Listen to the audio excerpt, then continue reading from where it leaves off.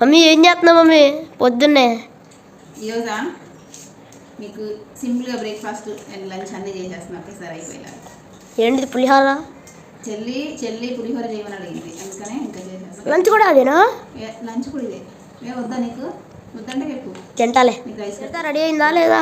Friends వీళ్ళు ఎంతమందికి నిమ్మకాయ పులిహోర ఇట్లా వేడిగా చేసుకొని తింటే ఇష్టం కామెంట్ చేయండి. ఈరోజు ఏమేమి టిఫిన్స్ చేశారు అది కూడా కామెంట్ చేయండి. మీరు ఎప్పుడైతే ఇలా పిల్లలకి మార్నింగ్ టిఫిన్కి అండ్ లంచ్కి కూడా ఇలా పులిహోర పెడతారా చెప్పండి. ఒకే అంటే సింగిల్ వంట అని చెప్పాను కదా, ఒకే వంట ఇంకా ఇదే.